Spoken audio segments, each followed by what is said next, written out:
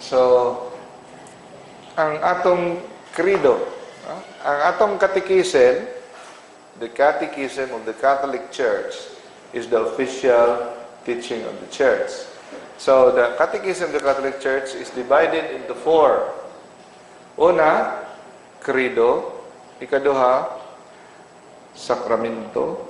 Ikatulo, commandments. Ikaupat, prayer. So, kung makapalit mo Catechism of the Catholic Church, mabantayan ninyo 4 parts. So, ang first part, credo. What's the meaning credo? What we believe, creed. No? So, ang first part, credo, what we believe, is divided into 12 articles. So, basically, the first part sa Catechism is gidissect nato isa-usa ang kada article sa the Apostles' Creed. Because ang Apostles' Creed nga prayer, that is the summary of our faith. Summary na siya. So, ang usa ka article ana, taas kaya na siya ka diskusyon. So, kabantay mo, Article 1, I believe in God, the Father Almighty, Creator of heaven and earth. Diha na, so usa lang na siya, article, taas kaya itong topic diha na ito i-discuss ang angel, ang devil, creation, no? Nagkakita na nakuha na ka-topic. Pagkabot kay Jesus Christ, diyan natin i-discuss who is Jesus Christ, di ba? Naka-attend mo sa lecture. And then, was conceived by the power of the Holy Spirit. No? So, born of the Virgin Mary, diyan natin i-discuss ang Mariology, dogma ni Mama Mary, di ba? Tapos, suffered death of Pontius Pilate. Ato itong i-discuss kung sa ito siya nag-suffer, di ba? Ang iyang life story ato nang discuss. He descended to hell, the third day he rose again from the dead. Nang-discuss na nato na. He ascended to heaven, seated at the right hand of the Father Almighty. Humana po nato ng lecture. Number 7, he will come again to judge the living and the dead. Humana po nato na. I believe in the Holy Spirit. Ang last natong topic, katong last week, bahin sa sanctifying grace, gifts of the Holy Spirit, fruits of the Holy Spirit, 3 theological virtues, taas kaya topic. Under na siya sa Article 8. Now, karon, this is the first topic of the Article 9. So, hapit na ta sa sa Article 12. Kung na, sibog na ta sa second part of the Catechism, which is the sacraments or the commandments. Pwede na ito, asay unahan na ito. So, let us now go to the Article 8. Article 9. The Holy Catholic Church and the Communion of Saints. So, our topic for tonight is about the Catholic Church. Okay. So, makita na ninyo, kawalong, atiala mo anong ibutangan ako o chapter hanay para makonect nato atong kakaigang how beautiful is our faith, no? Na ay order, na ay hanay, organized kaayo. So, dili lang ingon nga bara-bara lang, kung sila matukian sa Bible, kung sila masabton, mauna siya. Our faith has been here for many centuries from the start of Jesus and the apostles. So, naatay order. This is the only church na makita nimo nga hanay ang tanang pagtulunan. Naay direksyon. O dili bara-bara lang pare sa awang sikta. Kung unsa lang. So, makaingon ka, if you really study seriously the Catholic faith, makaingon ka, how beautiful is our faith. Okay, Catholic Church. Sa Amerika, ambot kung naana dire sa Manila or for sure dire wala sa ato. Kaya na sila yung RCIA program. Kaya ganing mga gusto magpa-convert gikan sa ubang sekta mo magpabunyag og Katoliko. So before na sila bunyagan, usually gina-schedule na sila bunyagan Easter Sunday. Usually diha ginabutang ang mga gikan og laing sekta or wala pa ginabunyagan, gikan sa walay pagtuo. Diha na ginatigom. Kabantay mo sa Easter Sunday na ibunyag sa mga dagko. So before na siya buhaton, ginakatikais na sila. Diri sa tuwa, ginapa-seminar na sila. No? Nakahandle na ko mga pila ka seminar ana sa individual. Pero sa Amerika, dili lang kay kuan lang catechism lang. Rites of Christian Initiation Program yun. Pila ka semana, pila ka bulan na siya. Okay? So, ang ilahang RCIA dito, okay, first na ay pre-catechumenate na ay catechumenate, na ay purification and enlightenment, tapos mystagogy. So, muagi ka ani nga seminar. Pila na siya kasimana, no? O bulan. So, dire, sa first part, no? Ipa-accept sa imo ang faith, no? Evangelization, tapos faith formation, catechesis, tapos prayer and discernment. Dili ka diretso, bunyagan lang ang wakay na hibawaan. Grabe gid ang kuan nila, no? So, nga ni ang setup dito sa Amerika, no? Agin sila kuan, lecture. Nga, pila ka simana, pila ka bulan, RCIA. Na mga lecturer, sama sa atong kinabuhat, no? Because, ang bunyag, is a sacrament of faith. No? So, ang bata, excuse, because wala pa man sila kasabot. Pero kung dako na ka, kinahanglan, dili ka bunyagan, kung naalang kay kwarta para ipangbayad sa bunyag, pabunyag na ka, masako pa ka kung dili ka, paatinon pa ka og GSK or paatinon pa ka katikisin. Pero sa Amerika, stricto. No? Now, ngano nga ito maning i-discuss? RCIA. Kini mga tawhana nga naminaw, gasigig paminaw sa lecture, katikisim, wala pa sila mabunyagan, di ba? Naminaw sila. Pero, bisag wala pa sila nabunyagan, ang mga pari nga nag-lecture, ilang instruction aning mga tawhana, bisag wala pa mo nabunyagan, inyo nang biyaan ang kinabuhi sa sala, kung inyo nang dawaton si Kristo sa inyong kasing-kasing. Inyo nang ihatag ang inyong kagalingon kaniya. Kuha na niya? So, sa mga kandidato, ang tawag nila ay catechumenate, ang tawag sa ilaha. Kini nga mga kandidato sa bunyag, bisag wala pa sila na bunyagan, kung sila nakahimo o ginatawag nga perfect act of love. No? Perfect act of love. Ilan ang gibiyaan ng sala, o nakahimo sila perfect contrition o perfect act of love. Bisan pag wala pa sila na bunyagan, ang grasyang makasantos na dawat na nila. Kuha na niya? Kay sayop ng pagtuo mga igsoon nga, kay wa pa man ko na bunyagan, next week pa man ang schedule sa bunyag, magpadayon sa ako sa akong kinabuhing immoral. Now, ang instruction sa ila, bisag wala pa mo na bunyagan, gaatin pa mong lecture, ihatag na ninyo inyong kinabuhi sa Ginoo.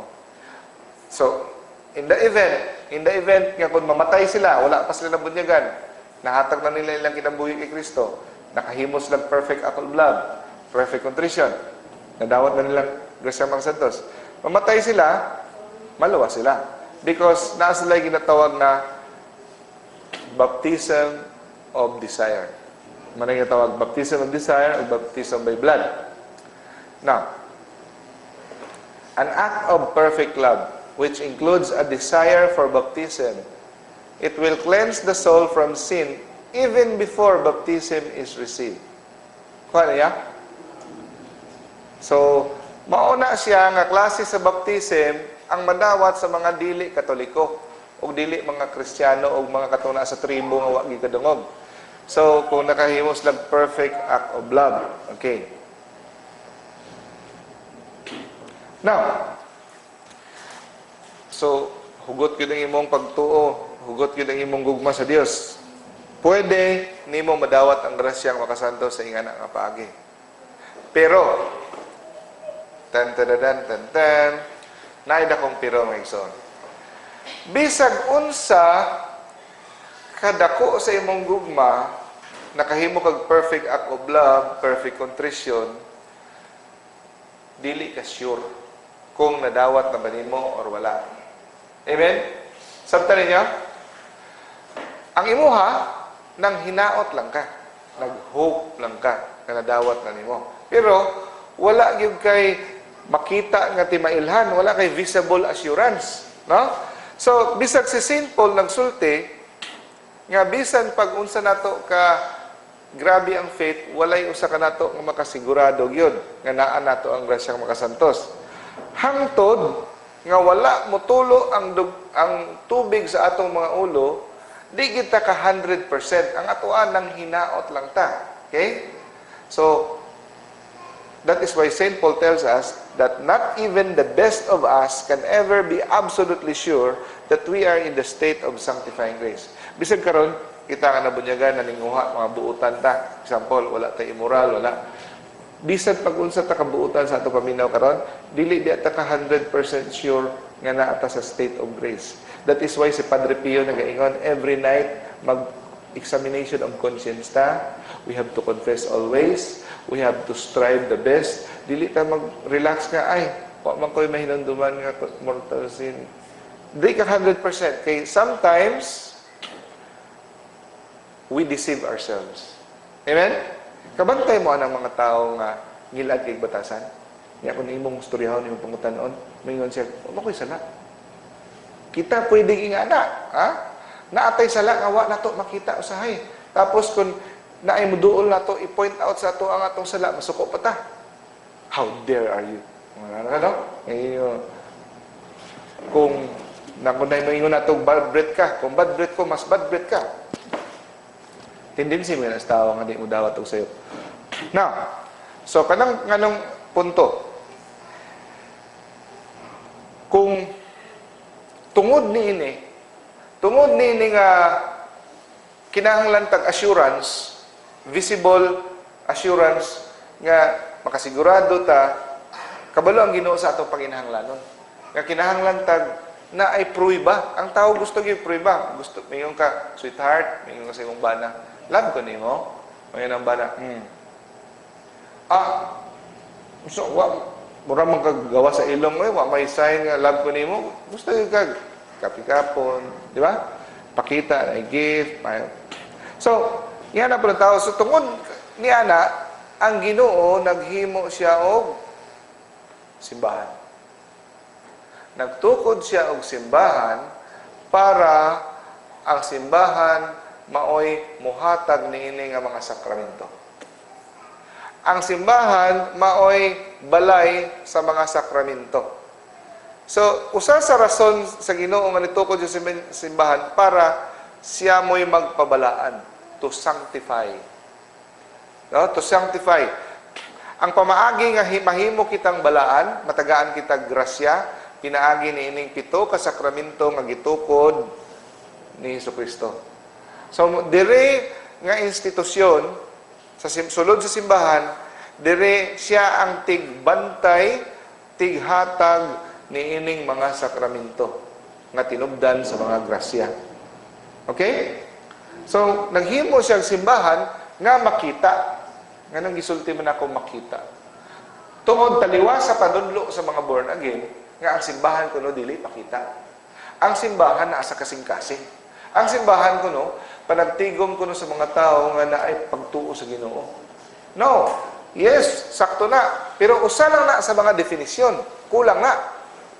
Ang definition sa simbahan dili lang kay ang pagtuo sa tao sa Ginoo sa kay Hesukristo. Dili usa na siya and makita nga institusyon na ay hierarchy, na ay istruktura, balay, alampuanan. So, daghan ba? For example, ang elepante mga igsoon, tambok. Di ba? Ang elepante na ay sungay. Sakto. Ay sungay na. Ay sungay na. Task. Sa may task. Sabi din saya, task ka. Sungay na lang. No? Ang elepante na ay dakong dalunggan. Di ba? Ang elepante na ay ikog. So, kung saan naman ito? Na ay ikog, na ay taska, na ay dakong dunggan, tambok, upat. Okay? Tanan na sila tinuod. Tanan na sila naa sa elepante. Pero kung moingon ka, di ko mo tuo nga ang elepante tambok. Di ko mo tuo nga ang elepante na ay taska. Di ko mo tuo nga ang elepante na ay ikog. Ang tuuhan lang ginako nga ang elepante lapad og dunggan. Maorang gina akong tuuhan. Di. Unsa may tawag sa imo? Bugo ka. Kay tanan sila naa sa elepante. Pero kung mubarog yung ka nga usarang ana ang tinuod, ang uban dili tinuod, sipyat ka sa imong logic. Mauna ang teolohiya sa mga Protestante. Usa ka bagay, daghan og definisyon, dili nila dawaton ang tanang uban, usaray kuhaon nila. Pareho sa simbahan. Ang simbahan pwedeng balay punuyan. Ang simbahan panagtigom sa mga taong gibunyagan ni Kristo. Ang simbahan lawas ni Kristo. Ang simbahan panaghiusa. Pero di na sila mudawat anang uban, usara, invisible. So, daghang definition ng simbahan nga i-combine mo, that is the totality. There is something wrong with their logic. Because the theology of Protestants is either or. Mupili lang. Asa. Ang theology sa Catholic, and also. Okay? Kanang, ang inang teolohiya, kanang kuan ba? Ang tubig, importante sa atong survival. Amen? Ang pagkaon, importante sa atong survival. Ang hangin, importante sa atong survival. So, ang hirang teolohiya, mapili lang sila usa. Tubig lang yun. So, kung yung tubig lang yun, sayop na ka. Pareho sa Bible. Ang Bible, importante kayo. Ang si Jesus Christ, importante kayo. Ang relihiyon, importante kayo. Ang simbahan, importante kayo sa atong kaluwasan. Pero ngayon sila, wala importante niya. Only Jesus. Relihiyon, dili importante. Ang relihiyon naman niya sa sulod si Jesus Christ sa relihiyon.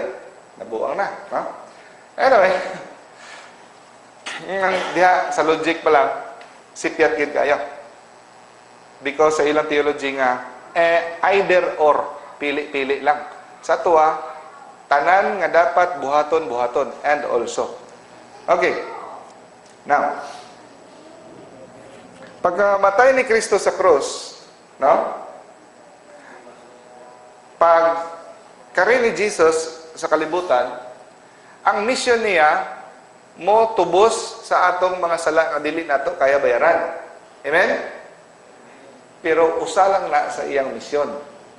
Maunay pinaka-importante niyang misyon, pinakataas sa tanang misyon, muluwas ka na to, mutubos sa krus para mudupa sa krus. Pero, usa sa iyang misyon pod, dili lang kay mudupa, kundi mutukod og simbahan. Ha? Kay uban man gud, Protestante na pod, di po sila mutuo ang si Jesus nagtukod og simbahan. Klaro kayo. Pinaagi ni mo, Pedro, bato, pagatokoron ko ang akong simbahan. Hindi mo sila mutuwa na. So, isa sa iyang misyon, mutukod og simbahan. Nga naman, nganong mutukod man dyan simbahan? Kay siya mo balik na sa langit. Gilingkuran na niyang tuong kamot sa atong amahan. Di ba? So, kinsa pa may magpadayon og wali dire? Ang iyang simbahan. Sa inyong tanaw, kung wala siya plano, magtukod og simbahan, di dapat nagwali siya, siya rausa, naglakaw-lakaw. Nganong pag-abot, pagsugod niya sa iyang ministry, nganong nag-recruit man siya 12 ka tao? Para bodyguard? Di niya kinanglang bodyguard, kaya ang Ginoo, di mo to belente. Tukuyog niya, kay mautoy iyang binlan sa iyang pagtulunan, nga kung wala na siya, magpadayon kining mga tawhana sa pagwali sa iyahang mga pagtulunan. Sila ang buhi nga tingog nga baba ni Kristo, sila ang magpadayon. Okay? So, kinahanglan tag visible assurance. That is why nagtukod sa simbahan para mao kani ang tig-apod-apod sa sakramento. Now, so the church, the mission of the church is to sanctify through the sacraments. Kinsay nagtukod sa sakramento? Ang simbahan o si Kristo? Si Kristo. Klaro na. So, kung naay mo ingon, sa ito nga council, nalimot ko, sa Trent ba to? Kung naay mo ingon, nga ang sakramento, tinukod lamang sa simbahan, o dili mismo si Kristo na tukod, let him be anathema. Okay? Now,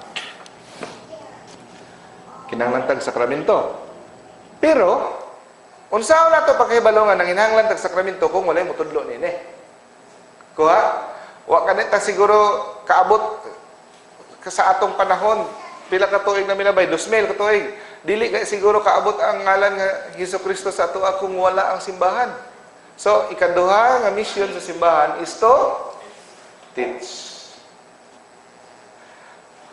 There had to be a living voice in the world which would proclaim Christ's teaching down through the centuries. Bright kayong Ginoo. Kabalo siya, nga mula sa kanan sa langit. So, nagbibinlan niya ang buhi nga mga, Jesus founded His church not merely to sanctify by the means of sacraments, but also to teach mankind the truths which Jesus taught, the truths necessary for salvation. Butang diri, if Jesus had not founded a church, even the name of Jesus Christ would be unknown to us today. Amen? Now, ang kita na ba mo organisasyon, bisag kooperatiba lang, bisag barangay lang, walay balaod, nga ni luntad, wala lang. Bisan pag kooperatiba lang, bisag unsa kagamay, di gyud muluntad kung walay istruktura. Di ba? Bisan pag sa classroom, naagay presidente, sergeant at arms, cleaner for row 1, row 2, ugma, kamoy cleaners, nakaagi pa mo cleaners. Na? Sa parang na may cleaners na, apa ba? Tapulan na mo sa dyan, pero bisag asa, naagay istruktura. Kay kung puros mo tanang presidente, kinsa may tuuhan, presidente ko, parehata presidente. So naagay order. So naay balaod. Walay balaod ang isa ka kuan di muluntan. So sama sa Philippines, na kita ginatawag nga Philippine Constitution. So ang Philippine Constitution, gihatag ba na sa tanang tao ang Philippine Constitution? Wala. Niya, tagsa-tagsa mo, basahan ninyo, kamo na bahalag sabot, kamo na padagan sa panggobyerno. Ingana ba Pilipinas? Dili. Kaya kung ingana, gubot. Walay pulis, walay mayor, walay gobernador, wala tanan, walay huwes. Kamo lay magbuot kung unsay pagsabot ninyo ng libruha. Murag, unsa man? Murag born again. Basa lang mo Bible ya, kamo ray bahala. Pag sinabot mo, magtibo mo, himo mong grupo, himo mong simbahan. Kaya kung di na pud ka kauyon sa interpretasyon sa pastor, himo na pud kang imong kagulingong simbahan. So, kada pastor, pagbasa lang, iya-iya, Bible. Pag abot ni Jesus diri, nag-abot-abot ba siya Bible? Wala. Nagwali siya. Bisan ang Pilipinas, wala naghatag og konstitusyon. Kaya nga naman, kabalog sila magkagubot. Naatay congressman, gobernador, presidente, senador, justice system, judiciary system, executive system, no? O Congress. So, para hanay. Kay mahagba ang institusyon nga walay hanay. Ang simbahan, maupod ka na. Asa man nagikan ang ideya nga naay hanay o naay panggobyerno? Sa Dios. Sa Dios, ang Dios ang naghatag og ideya sa mga gobyerno nga ingani. So gikan na sa Dios ang iyahan na Hinoong gingharian diri sa yuta, walay hanay. What is the kingdom of God here on earth? It is the Catholic Church. Okay? That is the answer. Sad to say, bisag sa mga seminaryo karon, dili na sila motuoan na ang kingdom of God is the Catholic Church. Nguban. So, that is the church. Unsa may definition sa church? Kopyahan niya na, picture. The church we know is described as, unsa binisaya sa congregation? Kongregasyon. Kapunungan. Panagtigom. Panagtigom. Is the congregation of all baptized persons united na hiusa sa usa lamang kapagtuo nga parehos nga sakripisyo, usa lang ka sakripisyo ni Christ. Parehos nga mga sakramento, bisag asa ka moadto ang sakramento pito ra gyud. Dili pwede nga moadto ka sa Russia. Siyam ila dito, no? Ubos sa otoridad sa Santo Papa o sa mga obispo nga nahiusa kaniya. Gi-emphasize ginang mga obispo nga nahiusa kaniya. Nga naman, Na may obispo katulibagbag, dili mo hiusa, mutuman sa kasuguan sa obispo. Mubulag ang usa ka obispo sa pagtulunaan, sa pagdumala sa Santo Papa, dili na siya kabahin sa atoa. So that is church. Okay. So, the third mission of the church is to govern. The first is to teach, to sanctify, and to govern. Mutuldo, magpakabalaan, magdumala. Okay. Kano sa kita mahimong miyembro sa simbahan? Baptism. So, yan na kayo, no? Sa Eagles, kung gusto ka mang pamiyembro, sa Mason, o sa mga, kung sa panadya, magkapahapa kasdalan, initiation, sa pana, may mga Diyos, fee, na bayro nun, mga, sa panadya, ang buhatan mo, para mamiyembro ka. Sa Katoliko, sa lawas ni Kristo, mahimo ka miyembro, bunyag. No? So, mao kani ang magpamiyembro na to. Okay. Pwede pa ba ikaw umuundang sa pagkakatoliko? Pwede. Pila ka pinaagi? 3. Schism, heresy, o excommunication. Schism, dili ka mo magpaubos sa magpasakop sa pagdumala sa Santo Papa. Mao na ang Orthodox Church dito sa Eastern Church na schism sila because they do not submit to the authority of the Pope. No? So, Orthodox Church. Schism. Heresy, muundang po ka sa pagka-miyembro sa pagkakatoliko kung musupa ka sa bisag usa lamang kapagtulunan sa simbahan. Okay? So, actually, dili man kinahanglan nga galakaw kasdalan na kay tatakot di na ko katoliko. Walay musulti na, walay madeklara. Ikaw ra ang kalagra nimo. Ha? Excommunication, for example, kanang sala nga dili gini mo biyaan, nga dako kayo nga sala, i-excommunicate ka. Kung murag di na kayo na uso karon, no? Kanang ikabalong tao karon unsay meaning sa excommunication, no? Being ejected from membership because of certain grave and unrepented sins. Okay? Ang pagpamiyembro sa kwan ng Mason, labi nagtaas na kanranggo. Grabe biya naka-obstinate nga demonyo ang membership diha. Pagsulod nimo diha, lagi mo sulod nimo nga espiritu sa yawa. Wa kabalo na agad. Tapos, ingnon ka sa pare, obispo, hawa diha, di ka mo patuo, pwede ka ma-excommunicate. Pero katong karon mo generally luag-gamay ang mga bispo, katong mga pinakaubos nga member, murag gitagaan nila exception nga pakalawaton lang gyapon nila.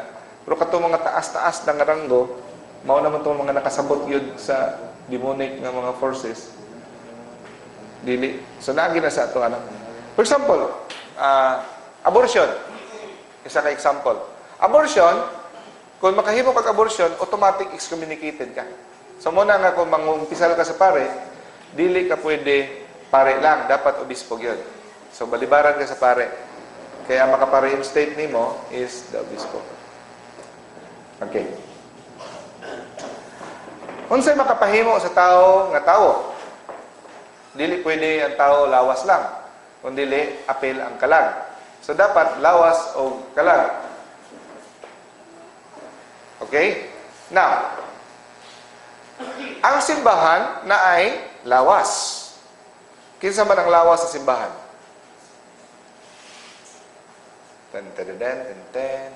Kita. We are the body of Christ. Kinsay ulo sa simbahan? Si Kristo. So, mabulag, pwede ba niyo buwagon ang ulo sa lawas? Dili. Pwede kung manananggal ka, no? Doon po kay Brad Tata. So, kung manananggal ka, pwede. So, naay mga tao nga maingon. Labi na yung mga born again, paborito nila. Church is not important. Church cannot save you. Only Jesus. Ignorante yun. Imagine, buwago nila ang ulo sa lawas.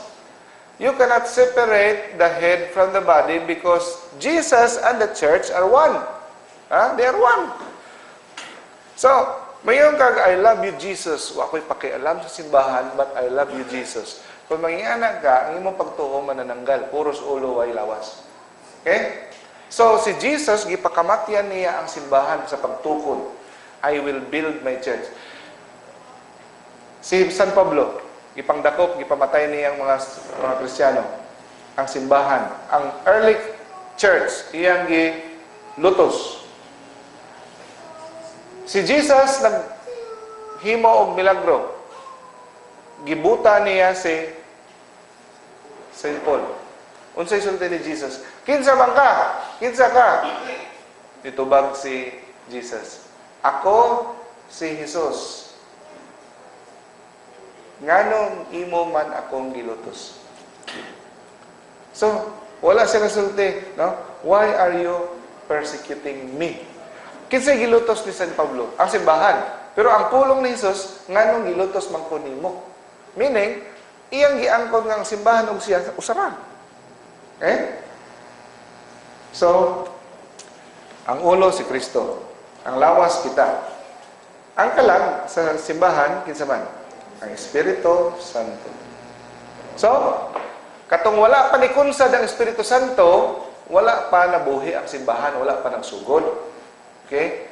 So, kung mahimo ang Ginoo og tawo, huypan niya ang tawo dito sa sulod sa taguangkad sa inahan, magkakaroon siya ng kalag mo ng konsepsyon. Life begins at konsepsyon. Okay? Now, nag-promise si Jesus, nagpili siya 12, no? Kining 12, mao ni mga unang obispo. Mao ni unang mga general, unang mga leader sa gingharian nga iyang tukuron. Okay? Iyan ang gi-andam, gi-training. Siya ang nagplano sa mga sakramento. Kay kini nga sakramento, asa nagsumikad ang grasya nga gikan ni ining gahom ni ining sakramento, gikan sa krus. Pagkamatay niya, dito ni abli ang grasya. So, ang atong threefold mission of the church is to teach, to sanctify, and to govern. So, mission to teach. Matthew chapter 28, verse 9 to 20. Therefore, make disciples of all nations, teach them to observe all that I have commanded you. So, to sanctify. Matthew chapter 28, verse 19. Baptize them in the name of the Father, and the Son, and the Holy Spirit. Luke chapter 22, verse 19. This is my body. Do this in memory of me. John chapter 20, verse 23. Kung kinsang sala inyong pasayloon sa kanako. Ang dili, ang sala nga din yung pasayloon, di sa pasayloon. Mission to govern, ang pagdumala. Kung magdumili siya, pagpaminaw sa simbahan, kabiga siya nga murag mga pagano, publican, heathen. Matthew chapter 18, verse 17 to 18. Whatever you bind on earth shall be bound also in heaven, and whatever you shall loose upon earth shall be loosed in heaven.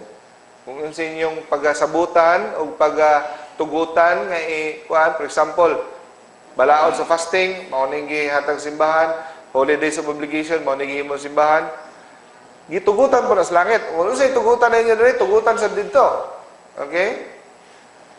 Kung kinsay maminaw kaninyo, naminaw sa kanako. So, naay otoridad ang simbahan. Kung kinsay maminaw sa simbahan, naminaw sa kanako. Ang di maminaw sa simbahan, di sab naminaw kanako.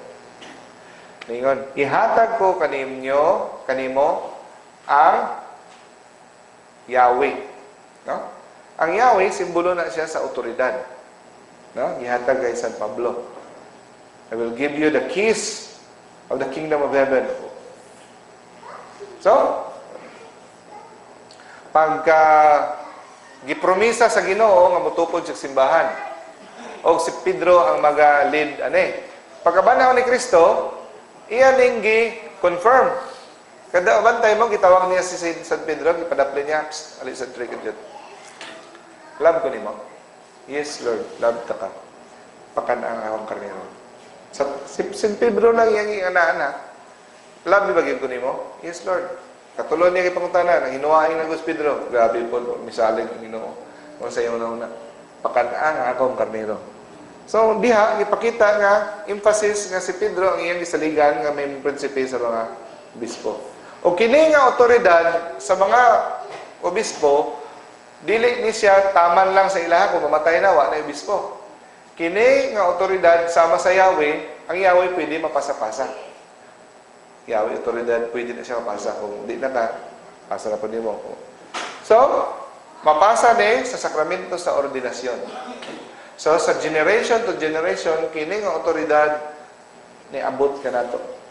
Through the succession, apostolicity, through the orders of holy orders. Each bishop of today has received his episcopal power in the broken continuity from the Christ through the apostles. Si Pedro, asa namatay si Pedro? Sa Roma. Si Pedro, siya nahimo siyang obispo sa Roma. Tungod kay siya ang prinsipe sa mga obispo, kung prinsipo sa mga apostoles, obispo siya sa Roma, mo man yung opisina. Kung kinsay makapuli sa iyahang opisina ng obispo sa Roma, automatic mahimong prinsipe sa mga apostoles. Automatic mahimong Santo Papa. Okay? So, kabalo naman mo sa history, nga siya, naghangyo, nga ibalihon lang ang krus, kay maulaw siya, muawat sa Ginoo, nga di siya takos ang ayan, nga mamatay sama sa kamatayan ni Jesus. Palihog, balihalan ko.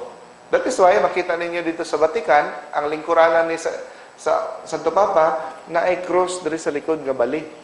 So, gipiktura na sa mga born again, ikaw tanawang Santo Papa, Antikristo, bali nga krus. Tama lang, chismoso yun. Sa'yo, pag yun.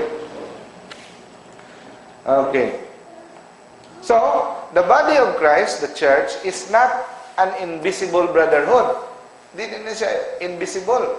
Nga, nahuptan lang sa invisible bonds of brotherhood. But, actually, naa siya pang gobyerno.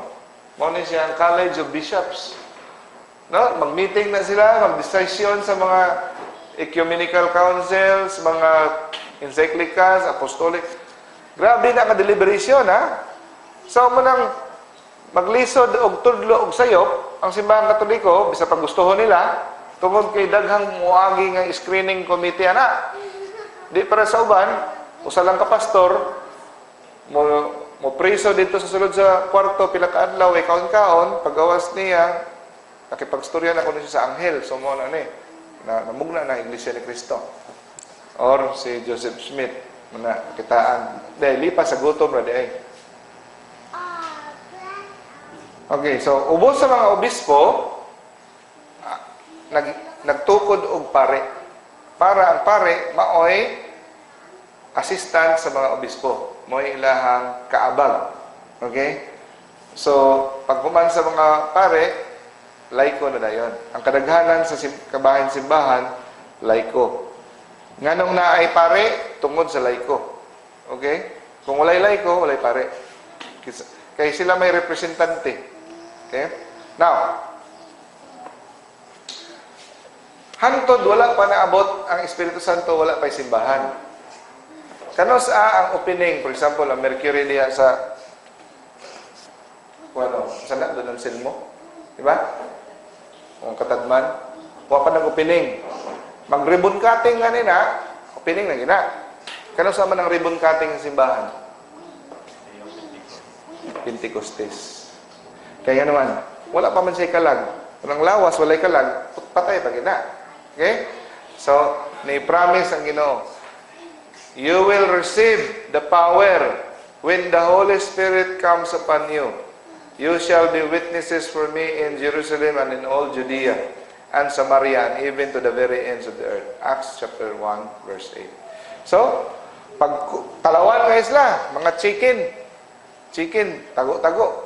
Pero pag abot, pag kunsad sa Espiritu Santo ng mga dila kakalayo, si Pedro ni gawas sa balay, wali, usalang kawali, 3,000 katao ang nakabig kanang taknaa sa iyang pagwali. Moto'y birthday sa simbahan. So, every Pentecost, may nga happy birthday, church. Muna yung birthday sa simbahan. Diya tinasugod. So, sa unang panahon, usa lang kawali, 3,000 ka tao na kabig. Karong panahon na, 3,000 kawali, bisag usa, way makabig. Katungod, kay wala naman kita gasalig sa Espiritu Santo. Gasalig na kita sa atong kaugalingon. Okay? Sige, diya tama.